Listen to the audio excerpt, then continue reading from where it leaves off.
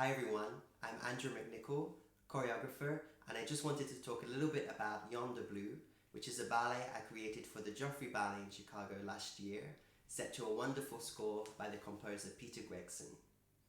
For me as a choreographer, the music has always been and continues to be one of the most important sources of inspiration. The music alongside the dancers and artists that I work with, that's really what drives me and motivates me to want to create choreography.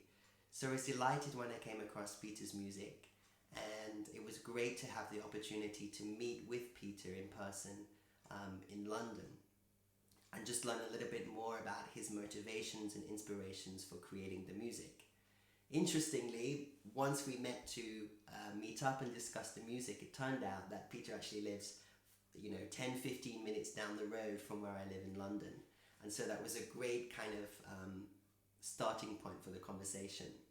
So as we were talking and as I was learning a little bit more about Peter's initial inspiration for writing the music, I was really drawn to two things in particular.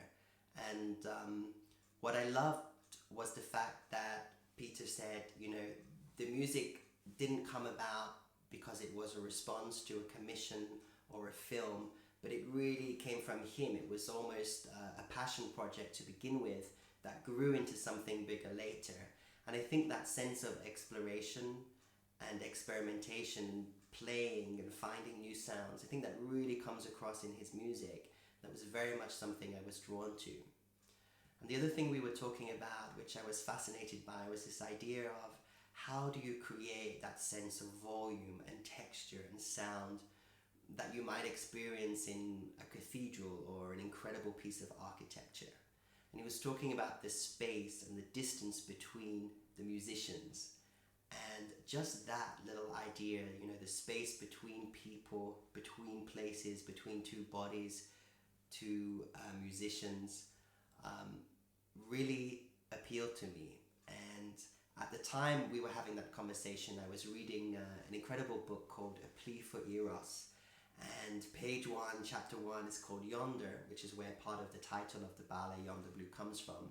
And that too was very much speaking to this idea of distance and space between people or places, and the idea that that space in between, that middle point, is sort of moving and shifting, but it's not really tangible. It's something you might project or imagine or see in the distance.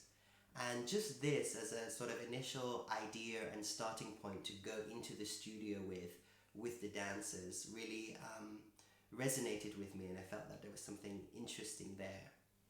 And I guess this is the beauty of working with music by living composers. You get to have those conversations and learn more about their intentions for writing the music and how that then might play into how I work with the dancers in the studio. And so that's a little insight into how this process went about and began. And of course, the great thing about working with a living composer is you get to have those conversations. And so I'm very hopeful that Peter and I will be able to work together again in the future, hopefully on something brand new. Now we have already this sort of common language and understanding and dialogue and respect, and it's exciting to think about where we might be able to take that next. So I hope with that, I just want to say that I hope you're safe and well in these strange times, and I look forward to getting back into the theatre and bringing some beauty into this world once it's safe. So in the meantime, stay safe and well, and thank you for taking the time to listening.